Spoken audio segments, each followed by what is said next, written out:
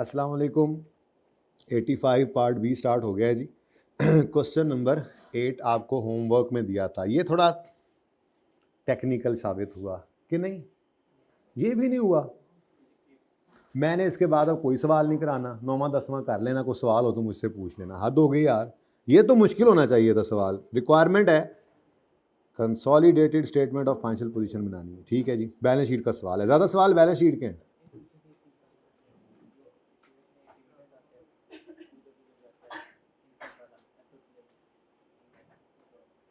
क्यों मसला कर रहा है? बस पी का शेयर निकालो, एस का डिविडेंड हो चाहे ए का डिविडेंड हो। अगर पी ने रिकॉर्ड किया हुआ है अपनी अदर इनकम में तो उसके अदर इनकम में से माइनस कर दो। ये तो सिंपल है, पी और ए दोनों का। छुट्टी करने से ये मसला तो होता ही है ना जी। पी और ए दोनों का डिविडेंड, ठीक है। क्योंकि बेटा असल में ना पी और ए कह रहा हूँ, एस और ए का दोनों का डिविडेंड, ठीक है। उसका पी का शेयर निकालो, अगर उसने रिकॉर्ड किया हुआ है पेरेंट ने अपनी अदर इनकम में, निकाल दो। उसकी वजह यह है कि एस का भी सारा प्रॉफिट हमने लिया हुआ है, उसका तो पूरा इनकम स्टेटमेंट ही हमने ऐड कर लिया ना, तो फिर उसी प्रॉफिट की डिस्ट्रीब्यूशन भी लें, डबल डबल हो जाता है। और पी का भी जो प्रॉफिट का हमारा शेयर है वो सारा हमने वर्किंग 5.1 डाल के किया हुआ, तो फिर उसके डिविडेंड में से अपना शेयर फिर रिकॉर्ड करें तो ये भी डबल है। तो बस इतना याद रखें, अगर पेरेंट ने अब अदर इनकम में पी ने एस का या ए का डिविडेंड जो है उसका अपना शेयर रिकॉर्ड कर रखा है तो इनकम स्टेटमेंट का सवाल करते हैं उसको माइनस करें। बाकी पेड वाला सवाल हो तो बैलेंस शीट के अंदर कुछ करना ही नहीं होता। ओके, उसकी वजह असल में क्या होती है, हम क्लोजिंग माइनस प्री करते हैं, ऐसे ही है ना। तो जब वो करते हैं ना तो फिर ऑटोमेटिकली डिविडेंड की एडजस्टमेंट उसमें हो जाती है। तभी तो जब अल्टरनेटिव तरीके में आए थे तो पोस्ट पैट लिया था तो डिविडेंड माइनस करना पड़ा था हमें वर्किंग में, ठीक है ना। बहरहाल छोड़ें, काम पक्का है, पक्का काम है, चलने दें। बाकी कुछ ज़िंदगी बाकी के अंदर भी रख लें लॉजिक्स, इंशाल्लाह कभी जो आप फाइनल पढ़ोगे या फिर पढ़ाओगे तो बाकी तब क्लियर कर लेना। लॉजिक सब हो तो रहा है, पर्चा पास, ठीक है। मतलब सवाल हो जाता है 80-90%, तो चलने दो ना, माफ़ी दे दो। मुझसे ना पूछना, मुझे याद ही नहीं रहती चीज़ें अगले दिन। अच्छा जी, फाइनेंशियल पोजीशन एल्युमिनियम और सिल्वर की हैं। पीपीई है, इन्वेस्टमेंट प्रॉपर्टी है, इन्वेस्टमेंट्स एट कॉस्ट है, इन्वेंट्रीज हैं, अदर करंट एसेट्स हैं, शेयर कैपिटल 10 रुपये एक शेयर की face value, share premium, surplus आ रहा है और पेरेंट में नहीं आ रहा है। और अच्छा हाँ, ये तो लिखा भी था, वो जो केसेस है ना, चौथा केस उसमें पास पेपर 4 ही तो था, ये 8 ही तो था। चलो अच्छा है, ये भी आ गया। लिखा था फिर कभी करेंगे, तो फिर कभी, वो अभी है। रिटेन्ड अर्निंग्स है और लायबिलिटी। अच्छा जी, अब हाय अल्लाह, इस एडजस्टमेंट से कभी जान छूटेगी। वैसे ज़रा चेक करें अगले सवाल में, इधर भी है,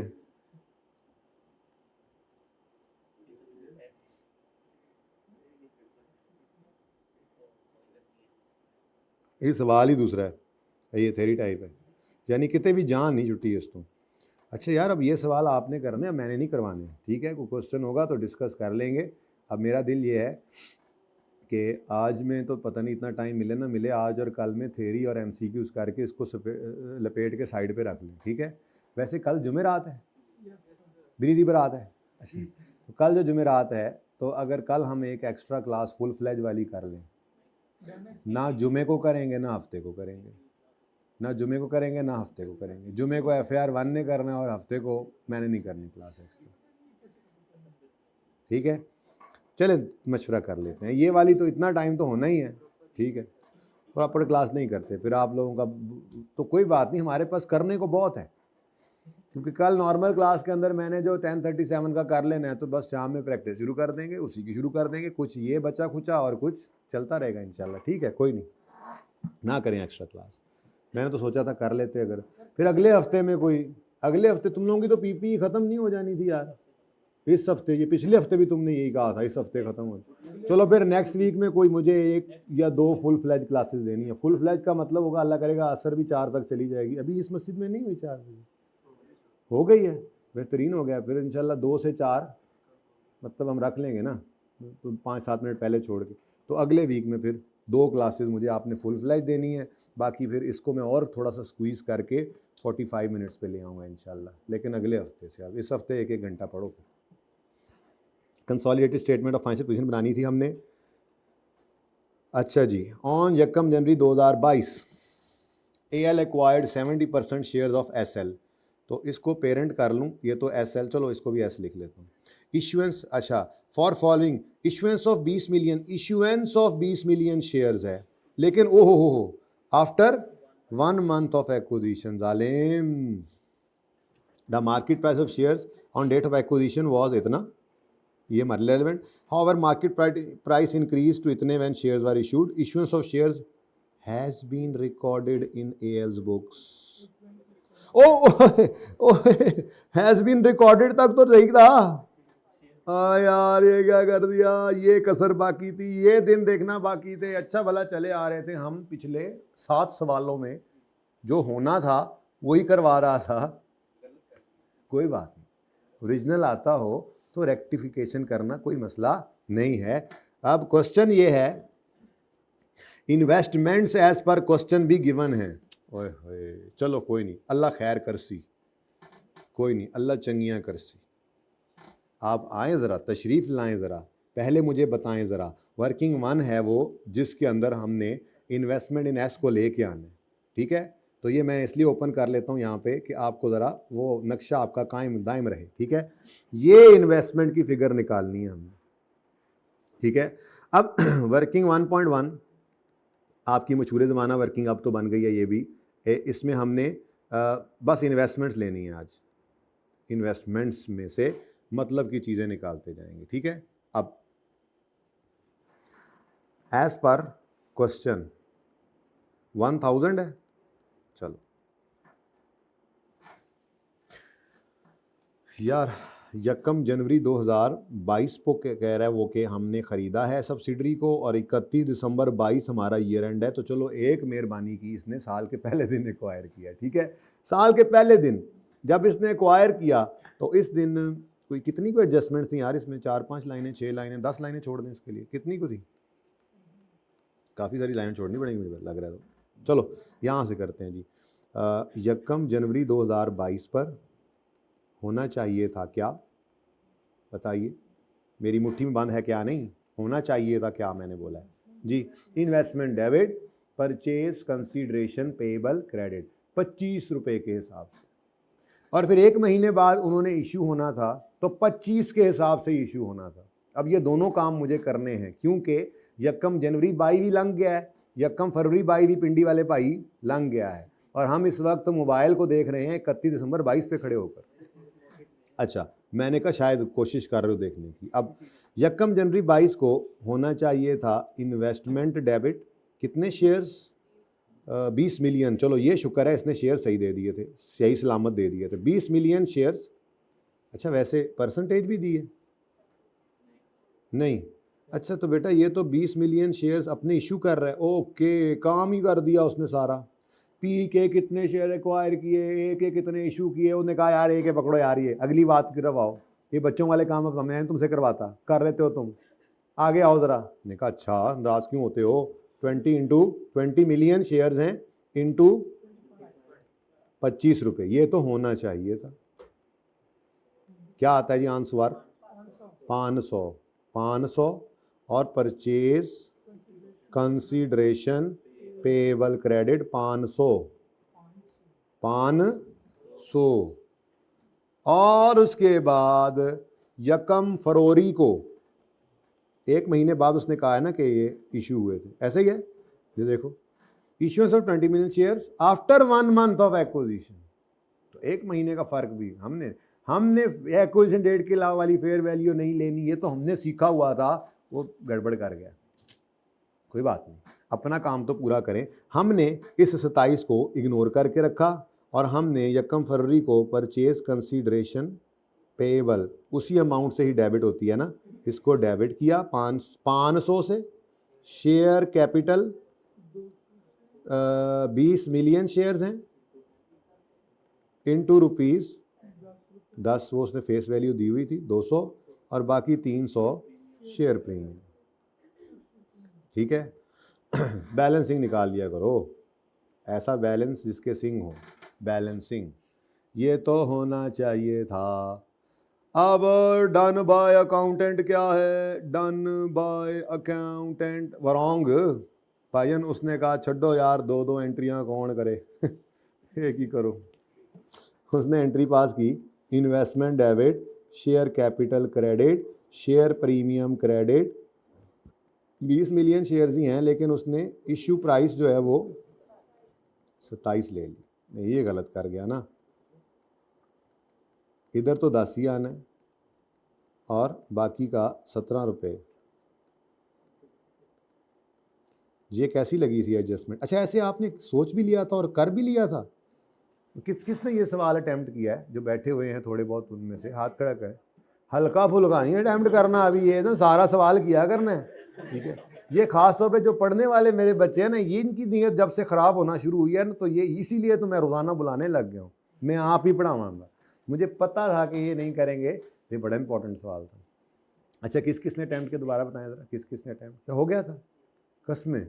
मतलब फ्रॉड लगाते हो? ऐसे ही कह रहे हो ना? सचमुच हो गया था, सारा सवाल हो गया था? मैं नहीं करवा रहा अगले सवाल, बस बहुत हो गई ना। तुम लोग भी करो ना इनकी तरह से आप लोग करेंगे, मैं डिस्कस कर दूंगा, लेकिन अब अगले सवाल में ऐसे नहीं डिस्कस करूंगा। अब आप बताएंगे जी ये मसला है तो मैं बता दूंगा। ओके, बोलो। 540। अरे 540, 200 और 300। ओके जी, अब रेक्टिफिकेशन कर लेनी चाहिए, फिर क्या ख्याल है? जब इतना कुछ हो गया तो रेक्टिफिकेशन भी कर लेते हैं। जी भाई, भाई क्या फरमा रहे? ज़रा मैं जगह बना रहा हूँ यार, आपने तस्वीर खींचनी है, नकम्मे ने खट्टू लोग हो आप लोगों ने नोट तो करना कोई नहीं है, तो चलो। टेरिफाइंग एंट्री क्या है? सॉरी, रेक्टिफाइंग एंट्री क्या है? अब जी, इन्वेस्टमेंट को डेबिट करना था 500 से, इन्वेस्टमेंट को डेबिट कर गए 540 से, तो भाई 540 से इन्वेस्टमेंट को क्रेडिट, सॉरी 40 से इन्वेस्टमेंट को, मतलब 1 मिनट रुकते नहीं है। अच्छा, नेक्स्ट, अब ये डन हो गया। अगली बात, अच्छा अगर उसने गलत वाली फिगर सवाल वाली ना दी होती तो हम ये डन बाय अकाउंट रेक्टिफाइंग को कहते हैं खूंच जाओ, हम ओरिजिनल उठा लेते। लेकिन मसला ये है कि उसने इन्वेस्टमेंट की फिगर दी हुई है, उसमें जो गलतियाँ चलती हैं अब हमें सही करनी है। तो मैंने आपको कहा है 2 ही तरीके हैं, गलत फिगर दे दे, करेक्शन करनी पड़ेगी। गलत फिगर ना दे, एज पर क्वेश्चन वाली फिगर ना गिवन हो इन्वेस्टमेंट की, तो ओरिजिनल से ही काम चलाओ जी। परचेज कंसिडरेशन पेबल क्रेडिट होना था 500 से, और फिर डेबिट होना था 500 से कुछ ना करें, ये रेंट पे देखें बैठकर, इस वक्त देखें तो नेट हो गई ना। और बोलो, परचेज कंसिडरेशन पेबल क्रेडिट होना था 500 से और डेबिट होना था 500 से, इसका मतलब कुछ भी नहीं होना था, तो कुछ भी नहीं हुआ, तो कुछ भी ना करें, आगे बढ़ें। शेयर कैपिटल 200 से क्रेडिट होना था, 200 से ही हुआ, कुछ ना करें। शेयर प्रीमियम 300 से क्रेडिट होना था, 340 से क्रेडिट हो गया, सही करने के लिए डेबिट कीजिएगा, तो शेयर प्रीमियम को डेबिट कर दें 40, ठीक है? ये 40 कैसे आया? ये 40 कैसे आया? ये 40 कैसे आया है? 340 माइनस 300, ठीक है बच्चों? ओ बच्चों, ओ बच्चों, ओ ये एंट्रीज कर लो। अब ये एंट्रीज हैं शेयर प्रीमियम डेबिट। अच्छा, अब ये मैं अब वो भी बना दूं फिर आपको, क्या कहते हैं उसको, एक्सट्रैक्ट्स ऐसे ही, consolidated statement of financial position, जो मतलब की बात आया वो लिख दूंगा, बाकी मिटा दिया करूंगा, ठीक है? तो शेयर कैपिटल पेरेंट का जो भी आ रहा है, सवाल में कितना आ रहा है वैसे? 1400, ठीक है? ये तो ऐसे ही रहेगा, लेकिन मसला किस में था? इस भाई प्रीमियम में। ये प्रीमियम नज़र आ रहा है 550 का। अब ये रेक्टिफाइंग एंट्री में करने लगा हूं। रेक्टिफाइंग एंट्री, गलती हुई है सही करो। क्या गलती जी? शेयर प्रीमियम को डेबिट करो। अच्छा, डेबिट मतलब कम, क्रेडिट नेचर की चीज है, और इन्वेस्टमेंट को क्रेडिट करो, ठीक है? लो भाई, ये भी सही हो जाएगा। और ये क्या आ गया? यहां पे आप क्या लिखोगे? लेस, बस रेक्टिफिकेशन लिख दो, जान छड़ाओ। रेक्टिफिकेशन, आपने गलती को सही किया, ओके? रेक्टिफिकेशन। चलें आगे, कोई मसला? जी जी, हाँ, तो टोटल में से ही माइनस किया मैंने, इसी के अंदर ये भी पड़ी होगी। तो अब वो तो देखेंगे, आगे चलते हैं। तो अभी तो कोई नहीं, अभी तो मुझे सिर्फ पहली एडजस्टमेंट नज़र आई थी, मैंने उसको आपको करके दिखा दिया कि share premium debit, investment credit को मसला। चलें आगे, आगे चलें जी, चलें बिस्मिल्लाह। आगे कहता है, अभी भी मसला चल रहा है। 70% शेयर होल्डिंग रिकॉर्ड की थी, ये एक्वायर की थी by cash payment of 304 cash payment of 304 after. ये तो डेफर्ड कंसीडरेशन है, हम पेबल ही कहेंगे इसको, लेकिन प्रेजेंट वैल्यू पे लाके the amount payable has been recorded in full. गलतियां कोई गल नहीं। तो ਤੁਹਾਨੂੰ ਕਿਹੜਾ मसला, आप तो अपनी 1 जनवरी 22 की ओरिजिनल एंट्री मुझे बताएं क्या होगी। इन्वेस्टमेंट डेबिट करते थे, हमने सीखा था इन्वेस्टमेंट डेबिट, पेबल क्रेडिट करेंगे, और ये हमने कहा था कितना कितना पे करना है, 304 को कहीं डिस्काउंट रेट गिवन है, ये 9 में है ना, 15% पर एनम डिस्काउंट रेट, कहीं भी जहां यूज करना पड़े कर लो 15%, तो 15% कितने साल बाद, 3 साल बाद था। बोलो जी, 200 से आपने इन्वेस्टमेंट डेबिट करनी थी और पेबल क्रेडिट करना था। और अगली बात, फिर दूसरा काम भी आपने करना ही था, वो आपने करना था गालिबन जाकर, बल्कि वो लाइन लगा लो जी, ईयर एंड पर 31 दिसंबर 2022 पर ये CRE टाइप एडजस्टमेंट और मेहनतें की हुई हो ना, तो ऐसे ही सुकून में चलते हैं आप लोग। फिर यही कह रहा हूँ, IAS 1037 में मेहनत जारी रखो। ये वो पीरियड चल रहा है, कंसोलिडेशन को साथ ऐड कर लें तो आधा पर्चा आपका यहाँ से हो जाना है, आधा पर्चा हो जाना है इंशाल्लाह। आपका फाइनल अकाउंट्स अभी चल रहा है, चलना है आगे, IAS 3710 चल रहा है, ये कंसोलिडेशन पड़ी है, आगे IFRS 15 आ रहा है। आधा पर्चा जो तकरीबन इसमें से हो जाए, तो आपने जिस लेवल की मेहनत यहाँ पे की है उसी को बस थोड़ा सा, यानी ये आखिरी महीना आपने ये नहीं समझना कि क्लासेस चल रही हैं। आपको देखो, मैं रोज़ाना आधा पौना घंटा 45 मिनट 50 मिनट एक्स्ट्रा पढ़ा रहा हूँ, ठीक है ना। तो आप ये समझें कि ये वो एक्स्ट्रा टाइम है जो आपने ज़्यादा पढ़ना है इन 2 महीनों में, तो ये 1 महीना समझे रिवीजन चल रही है। यानी अब कंसोलिडेशन को हमने इस लेवल पे करके छोड़ना है कि कल पर्चा ले कंसोलिडेशन में तो हम पास हो सके ना, तो इसी लेवल पे आपने बाकी टॉपिक्स को भी करना है। यूँ समझे रिवीजन चल रही है, जब सेशन एंड होगा तो आपने उलट शुरू करनी है रिवीजन। तो ये जितने भी ये टॉपिक्स होंगे आखिरी महीने वाले जो आपने जोर लगा के किए हुए होंगे, ये आपके 2-3 दिन में फारिग हो जाएंगे, साइड पे आप रिवीजन करके रख देंगे, और फिर कॉन्फिडेंस भी हाई हो जाएगा।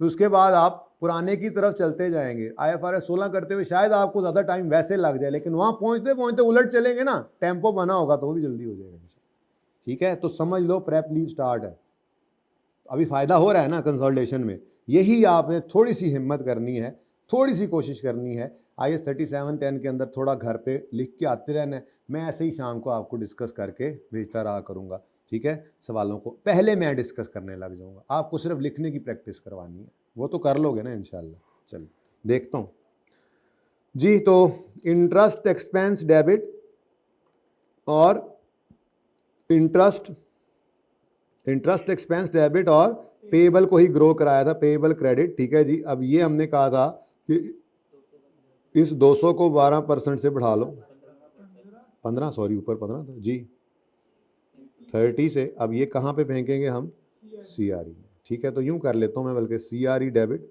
बैलेंस शीट का सवाल है ना, वैसे जो मर्जी कर लो, एंट्री समझाने के लिए थी। CRE में क्या फेंका है जी हमने, इंटरेस्ट, ठीक है, इंटरेस्ट एक्सपेंस, ओके। वर्किंग मैंने नीचे कर दी, ऊपर जगह ज़रा तंग थी, तो ये CRE डेबिट और पेबल क्रेडिट।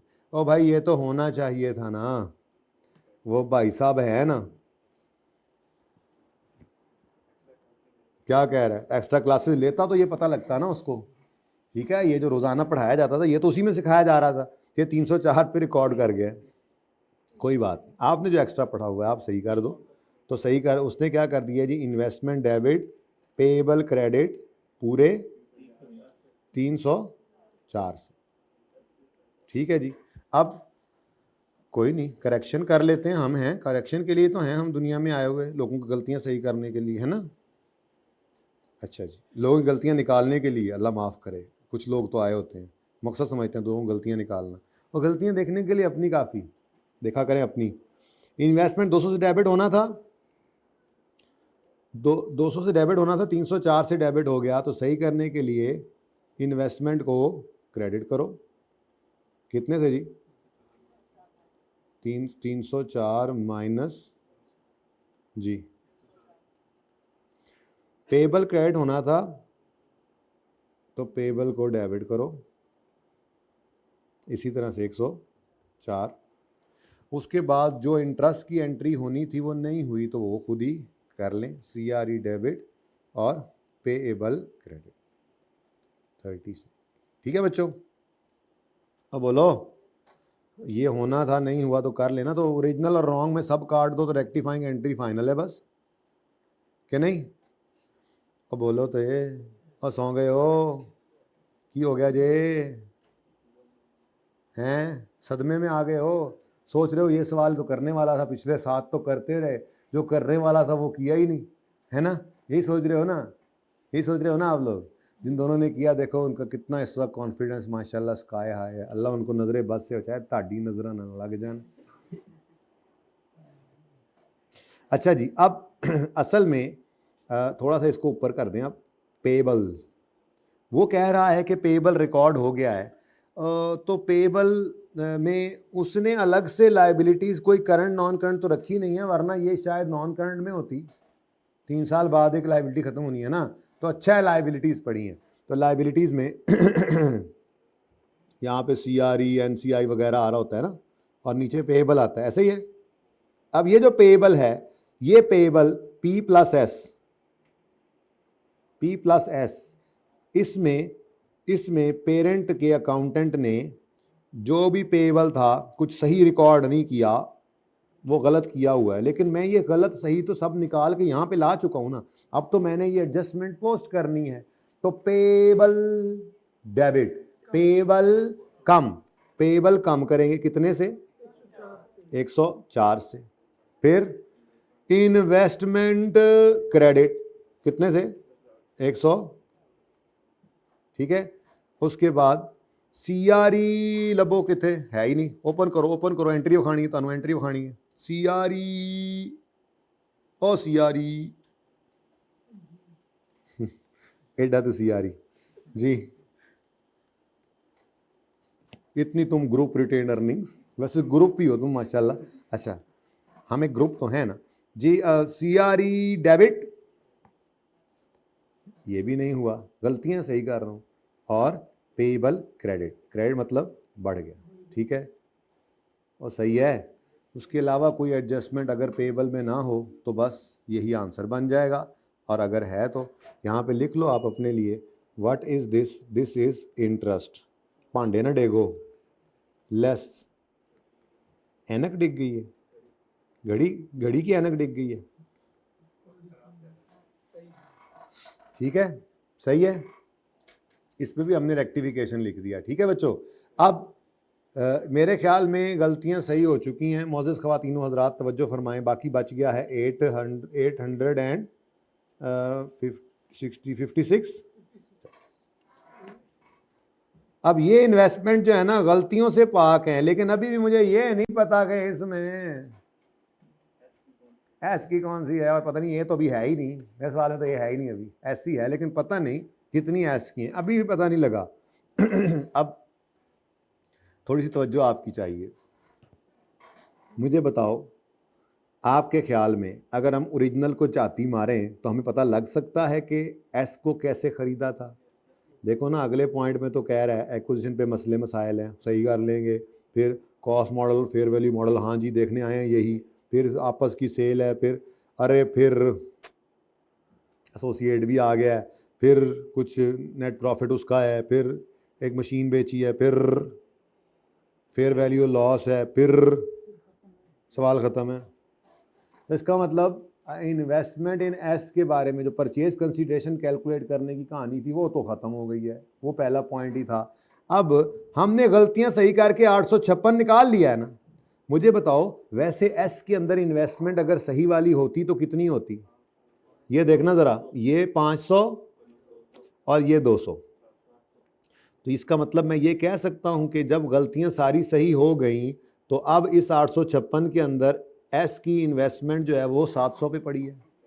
जो भी गलत सलत उसने किया था इन्वेस्टमेंट के साथ वो हमने सही कर तो लिया है। यानी इन्वेस्टमेंट में देखा जाए तो पहले 40 ज़्यादा था वो भी सही कर लिया, फिर 104 ज़्यादा था वो भी सही कर लिया। तो अब इन्वेस्टमेंट में से ये दोनों गलतियां सही हो गई, तो अब बाकी इन्वेस्टमेंट इन एस वाले 700 ही पड़े हैं ना, तो वो यहाँ से निकालो, ले जाओ वर्किंग वन में। ठीक है, बड़ी अजीब सवाल की एडजस्टमेंट चल रही है, वैसे आपस की बात है। यहाँ से लेस करो और ले जाओ इसको to working one, take to working one. क्या चीज़? 500 जमा 200 यानी कि 700। 700 इतों कड्डो तो इत्थे रखो। इसको वर्किंग के रेफरेंस देने की ज़रूरत नहीं है वैसे तो, ये अगली वर्किंग को बनेगी तो ये उसी का रेफरेंस है, लेकिन यहाँ पे भी लिख दो तो ठीक है, वर्किंग 1.1 कह दो। अच्छा बस जी आगे चलें। ये कैसी रही एडजस्टमेंट? ज़बरदस्त एडजस्टमेंट थी, मैं कहता हूँ मज़ा आ गया। आगे चलें जी। आगे सवाल मेरे ख्याल में है ही नहीं इस काबिल कि डिस्कस भी किया जाए। बहरहाल क्विकली ज़रा पढ़ते हैं इसको, क्विकली। वैसे अगला सवाल मसला था इसमें आगे की, वैसे तो बच्चों को इसमें मसला नहीं आया, तो आगे क्या मसला आना है? अब देखते हैं, लेवल तो देखें ना, लेवल तो देखें। मार्च 23 में सवाल आया 18 नंबर का, लेवल तो देखें, इसलिए सवाल पढ़ रहा हूँ। At acquisition date SL retained earnings and surplus were 515। एसएल कौन है भला? सब्सिडरी। इसकी रिटेन्ड अर्निंग है और इसका रीवैल्यूएशन सरप्लस भी है। Further carrying value of assets net assets were equal to fair value except investment property whose fair value exceeded carrying value bye.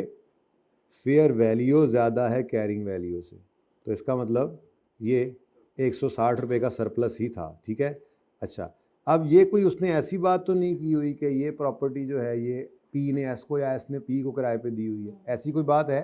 तो एस की इन्वेस्टमेंट प्रॉपर्टी कहीं उसने किराए पे दी हुई होगी, तो 160 की एंट्री आपने करनी थी, investment property debit revaluation surplus credit. भाई सही है, 160। अब आगे कहता है property had remaining life of 8 years, both AL and SL subsequently measure. ओए कॉस्ट मॉडल है तो इसका मतलब डेप्रीशिएट करते होंगे। अब वो जहाँ मर्जी करते रहे, हमें तो इससे मसला है। ये सरप्लस रिकॉर्ड हुआ तो इन्वेस्टमेंट प्रॉपर्टी बढ़ रही है तो डेप्रीसिएशन भी, यार ये भी हो सकता है, इन्वेस्टमेंट प्रॉपर्टी कॉस्ट में भी आ सकती है। आई पढ़िए जी। 160 को डिवाइड करो 8 से और एक्विजिशन डेट है ओला पूरा साल, तो बस मंथ तो नहीं है, ईयर्स क्या, 1 ईयर कर देता हूँ आपके लिए, लिख देता हूँ पूरा साल आ गया जी। 20 और 20। अब ये किसके एसेट्स हैं? तो एसआरई डेबिट। ठीक है, एसआरई डेबिट डेप्रीसिएशन से और इन्वेस्टमेंट प्रॉपर्टी। ठीक है, अब बोलो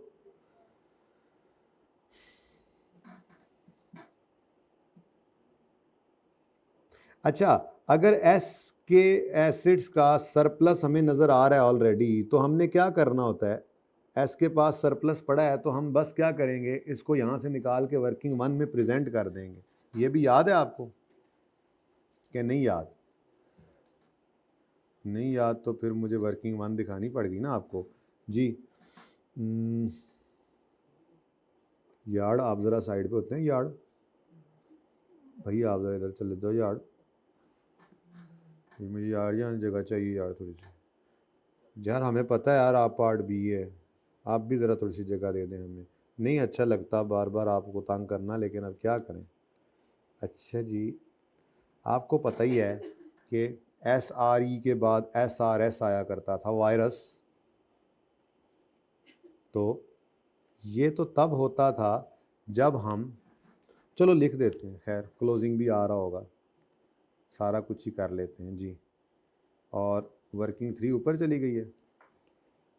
अरे भाई कोई ज़रूरत पड़ी तो यहाँ भी कोई लेजर खोल लेंगे। फ़िलहाल मुझे बताओ, आपको क्लोजिंग जो सवाल में गिवन होता है बैलेंस शीट से उठाते हैं, वो नज़र आ रहा है इसका? ये देखो वही तरतीब मैंने आपको कहा था, ये यही है ना, मैंने आपको कहा था इसका 100% सेम ट्रीटमेंट है लाइक कैपिटल रिजर्व। तो 150 आ गया। आप यूँ कह लो कि ये क्लोजिंग है बैलेंस शीट के अंदर, बल्कि यूँ लिखें SRS जैसे लिखते थे, क्लोजिंग जो कि मिला है बैलेंस शीट से।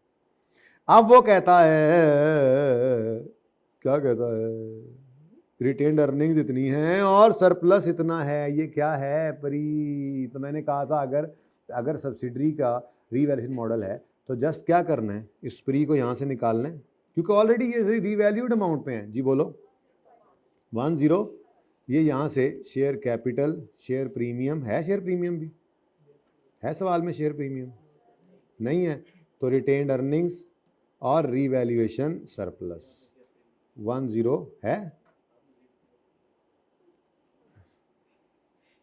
अच्छा ठीक है, 105 ये।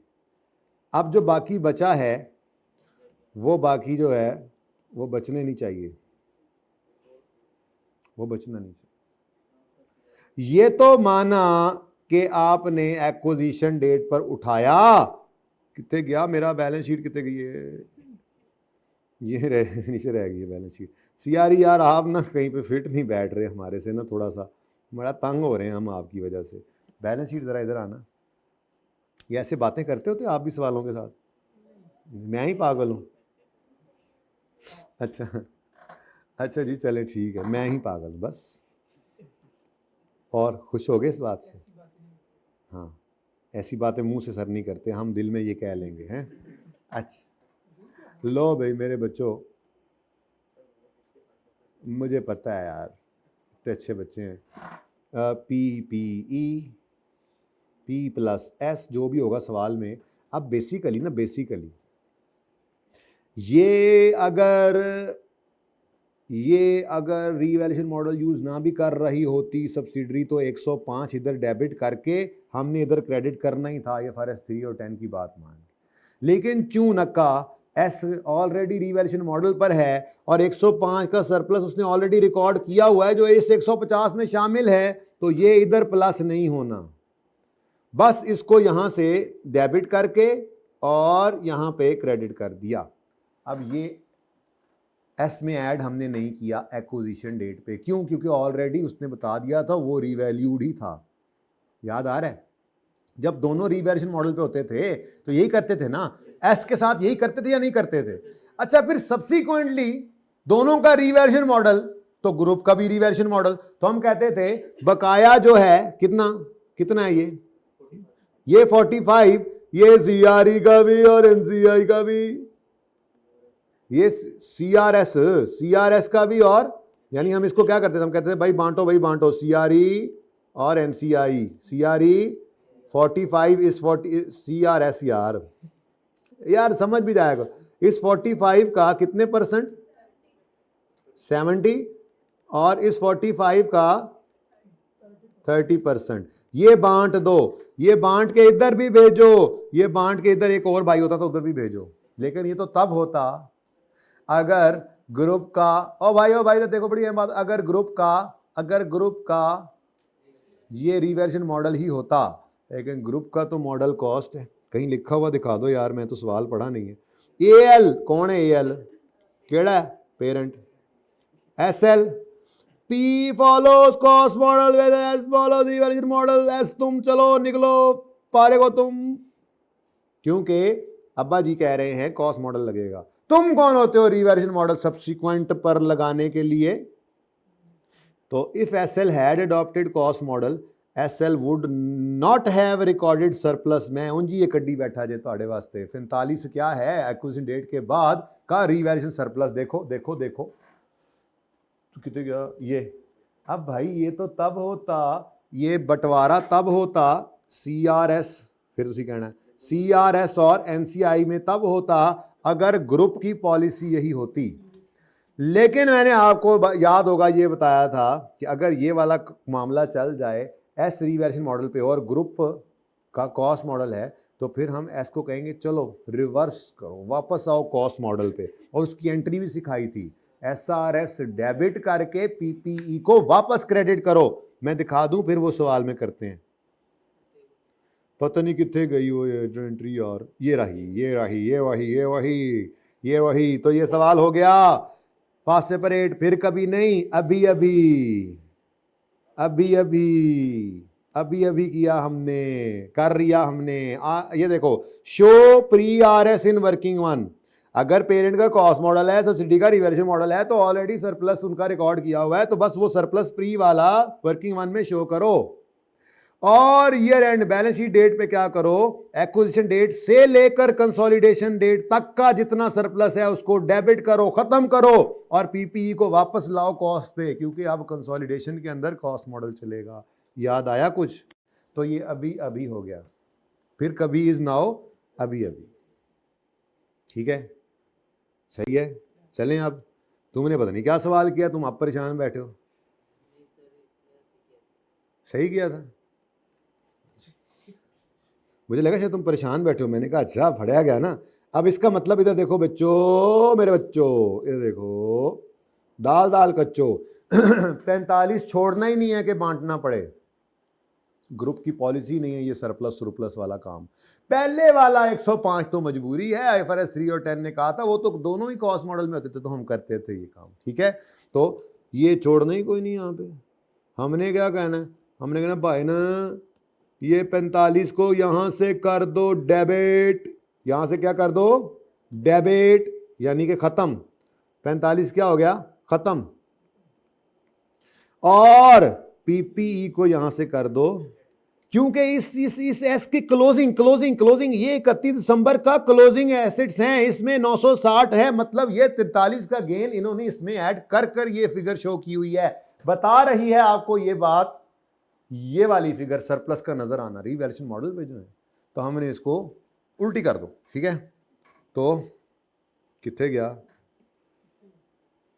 यार, वो सवाल तो और है, ये है तो ये तो 45 से अब इधर आज पहली बार ऐसा आ रहा है, वरना एसआरएस में आता था, यहां पे आता था सीआरएस एनसीआई बांट देते थे कभी जो आता था, तो ना जी ना, आज नहीं, आज नहीं, ऐसा नहीं हो सकता।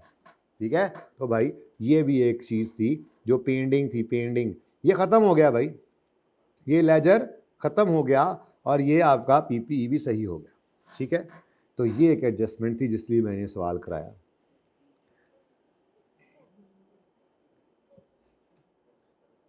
ठीक है जी, next, during the year SL made sale of 150 to AL. ये कौन है, एस कौन है, A S2P 20% markup, 40% of these goods are included. मैं नहीं करा रहा, सेल की फिगर है, सोल्ड है, अनसोल्ड। अब ध्यान करना, इसमें से ये इंक्लूडेड इन्वेंट्री में है, इस एडजस्टमेंट में यही पकड़ना है, ये वो वाला नहीं है। क्या करवाऊं ये एडजस्टमेंट लेफ्ट हैंड से? एक मिनट, ये देखो लेफ्ट हैंड से किया आपने। अच्छा जी, ऑन यकम जुलाई 22 साल के दरमियान एएल एक्वायर्ड 5 मिलियन शेयर्स, और कितने खरीद ले shares, representing 25% share holding in PL I associate for 91। अरे एक और चीज लग गई जे, 91। ये 91 कहाँ जाएगा, ये कहाँ जाएगा, वर्किंग 7। लो जी, नवा कटा खुल गया जे, नवा कटा खुल गया जे। और तस्वीर आपको जो दिलवानी है तो ये जगह सारी खाली होनी है ना, सुबहान अल्लाह। यहाँ पे ओपन करें, वर्किंग नंबर 7,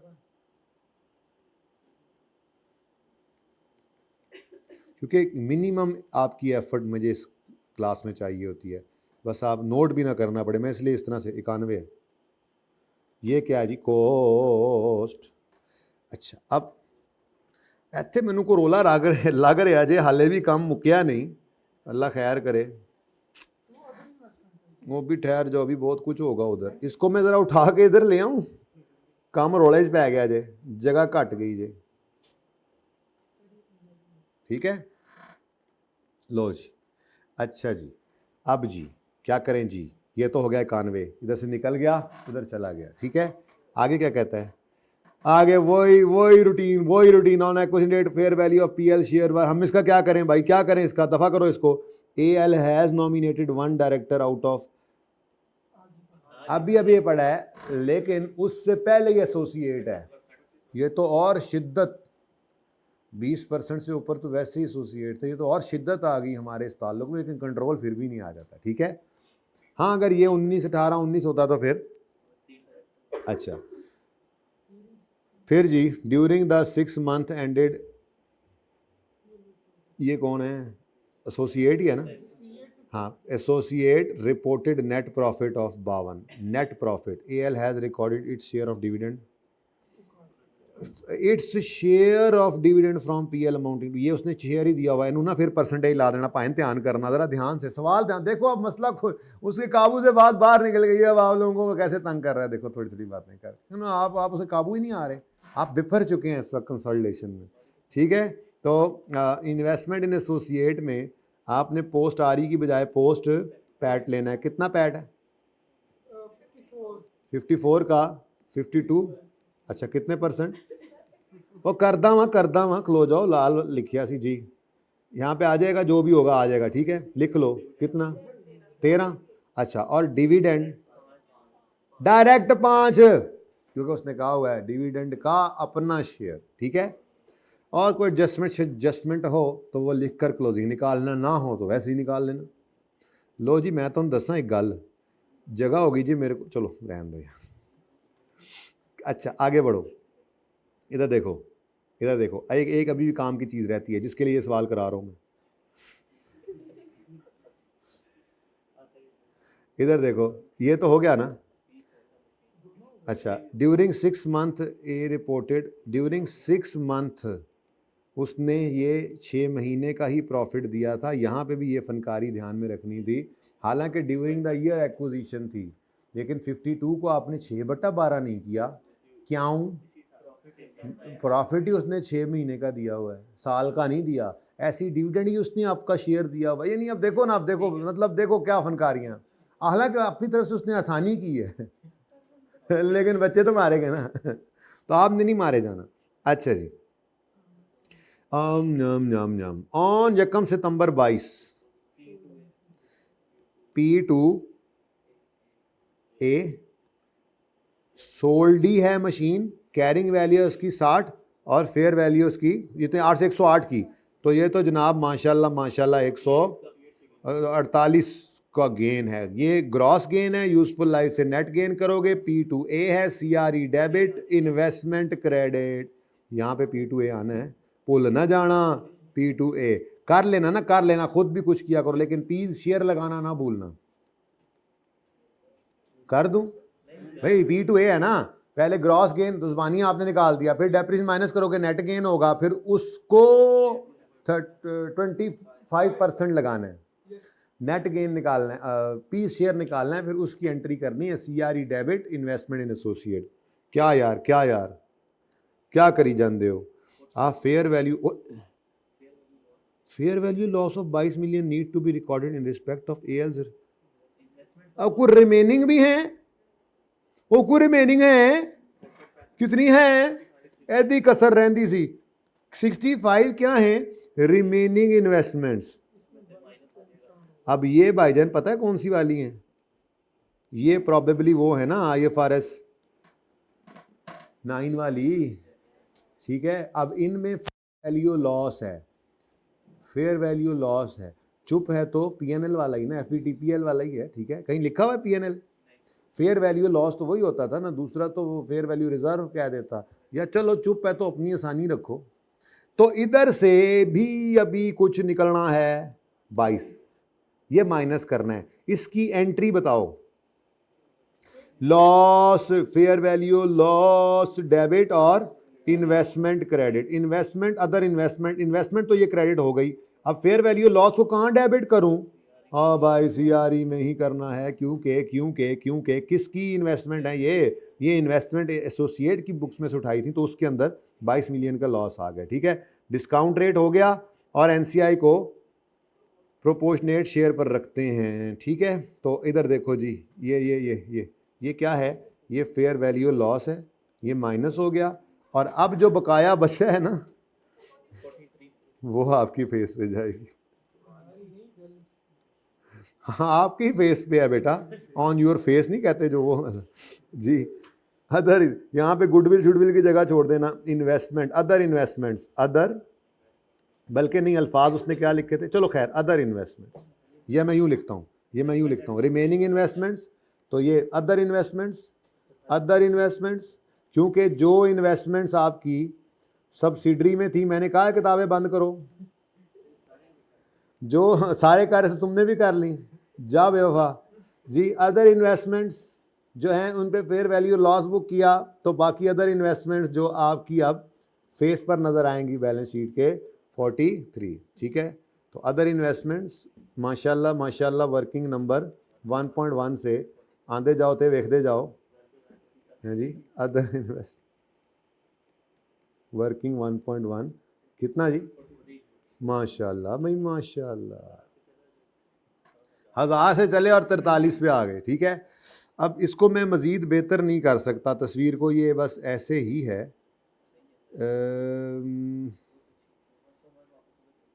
1.1 वापस उधर ले जाएं। अच्छा, और को फरमाइश है, और को फरमाइश है, छुट्टी दे दूं? तानू छुट्टी है, जाओ जिन्हें जिन्हें छुट्टी चाहिए निकलो, चलो चलो निकलो, लो हुण समझ तो आ कोई नहीं रही होनी, चलो खैर ये लें जी। तो अब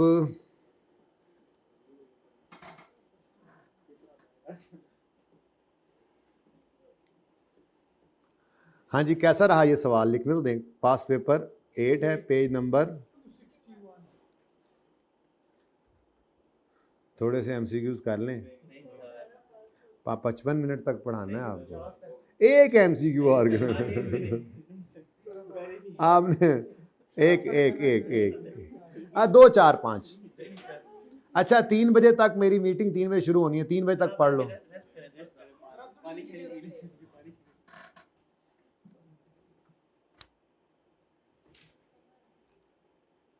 अच्छा इस सफ़े पे बात सुनो ना, इस सफ़े पे जो MCQ, इस सफ़े पे सिर्फ ये 2 MCQ हैं। अच्छा नहीं लगता ये सफ़े पे 2 MCQ हैं, बस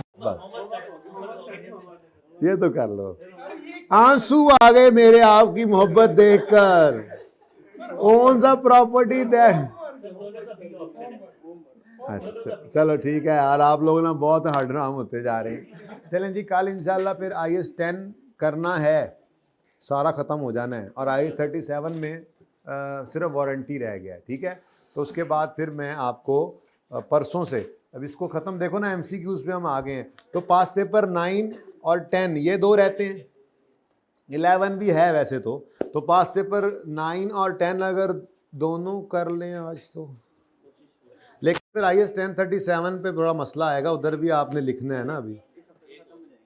तो फिर ऑनरस कॉन्ट्रैक्ट के कुछ सवाल दे दूं होमवर्क में? अच्छा चलें फिर ये कोशिश करके 9वां और 10वां दोनों कर लें आज, ठीक है। फिर कल से इंशाल्लाह उसका होमवर्क चलेगा। ओके, अल्लाह हाफ़िज़।